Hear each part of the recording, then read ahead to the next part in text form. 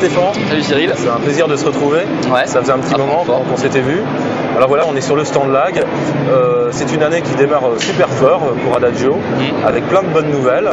Alors dans le désordre ou dans l'ordre, je sais pas, un nouvel album, un nouveau chanteur, une nouvelle guitare signature. On peut commencer par la guitare.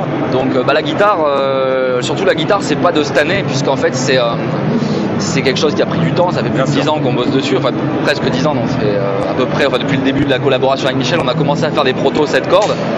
Et au fur et à mesure, ça en est arrivé à ça, qui est déjà une super nouvelle de pouvoir la commercialiser en série, parce que c'est vrai que pour l'instant elle était juste faite à Bédarieux.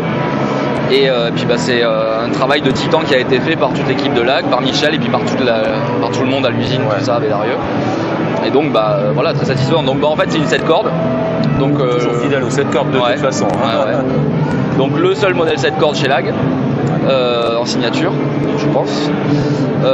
27 cases, donc ça c'est pas forcément pour accéder, pour jouer sur la 27e, mais c'est plus pour avoir un accès aux aigus vraiment facile.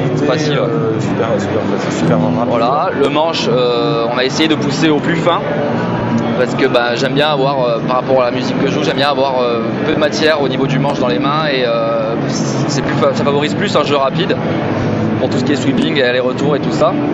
Donc un manche très très fin. Et de tout ce que j'ai pu essayer des autres marques, c'est pas pour faire de la lèche à Lag, mais c'est vrai qu'on a vraiment atteint, je pense, quelque chose d'inégalé pour l'instant.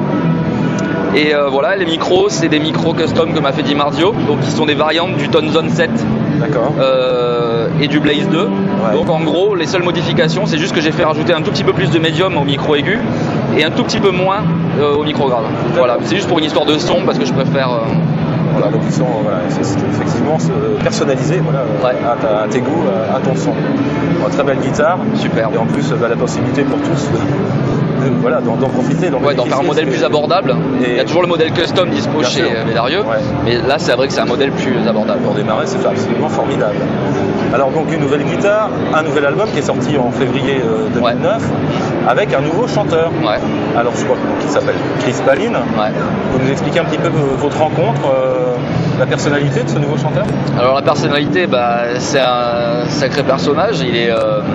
Il est dans son monde à lui, mais c'est vraiment ce qu'il nous fallait, c'est-à-dire c'est un vrai frontman, c'est quelqu'un qui sait tenir une scène, c'est quelqu'un qui a peur de rien, c'est quelqu'un qui fonce et qui est vraiment métal dans l'esprit. Je veux dire, c'est pas un rôle, c'est vraiment, il est comme ça. Et donc ça a des inconvénients, parce qu'en dehors de la musique il faut le gérer, mais ça a vraiment de gros avantages aussi sur scène, parce que c'est ça qu'il faut, vu que c'est une musique qui demande des fois un peu de réflexion, qui est un peu compliqué au premier abord. C'est bien d'avoir un élément aussi qui amène ce côté un peu plus visuel sur scène. Donc une bête de scène, on peut le dire, c'est ce qu'on appelle une bête de scène, je pense, qui bouffe la scène. Et qui en plus a de la technique et qui peut vraiment, c'est vraiment le chanteur qu'il fallait au groupe. Formidable. C'est génial. Formidable. Il y en a eu d'autres avant. Je vous souhaite que ça soit le bon. J'espère aussi, parce que là ça commence à faire. Mais je pense que c'est bien parti effectivement. Alors ce nouvel album s'appelle Archangels in Black. Je montre rapidement la pochette. Pochette rouge sang, qui donne bien le ton de l'album et l'ambiance. Est-ce qu'il y a, sans parler d'une révolution musicale, mais il y a un tournant peut-être musical, quelque chose d'un peu plus dark dans l'esprit? Là c'est juste qu'on a plus exploité le côté métal que le côté progressif qu'il y avait sur les premiers albums. Donc là on va plus à l'essentiel, on fait quelque chose de plus direct, on a vraiment voulu insister sur la prod et sur quelque chose de plus métal en fait. Sur le côté plus métal d'Adagio. C'est bien, je pense que les fans, alors on parlait un petit peu tout à l'heure entre nous des fans de la première heure, mais ils ne seront pas déçus non plus. Il y a quelque chose d'un peu nouveau, et c'est peut-être aussi. Est-ce que c'est lié à l'arrivée aussi de ce nouveau chanteur? Je suppose qu'il y a une corrélation ou c'est une corrélation, c'est un ensemble. C'est un ensemble, on avait une vision particulière de là vers où on voulait aller, et on a tout fait pour que tous les éléments soient réunis pour y arriver. Donc en fait, on récupère des nouveaux fans sans vraiment perdre les premiers, même s'ils sont un peu déstabilisés par le style. Mais parce que ça reste quand même Adagio, c'est toujours les mêmes ingrédients, donc écoute, formidable. Donc évidemment, qui dit album dit tournée. Alors c'est une tournée qui s'annonce. Les dates sont en train de se monter.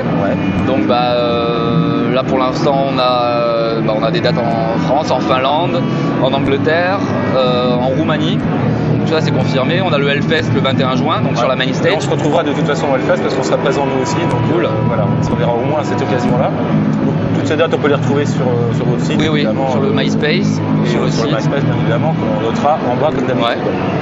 Écoute, on va te laisser jouer parce que là, il y a un petit showcase qui se prépare. Et puis on te remercie énormément. C'est moi qui vous remercie d'avoir accordé cette interview. C'est un plaisir. Et puis, on souhaite une super route, une bonne route à Dadjo et un gros succès à l'album Archangels in Black. Achetez-le, il est formidable. À bientôt. Salut Stéphane. À bientôt.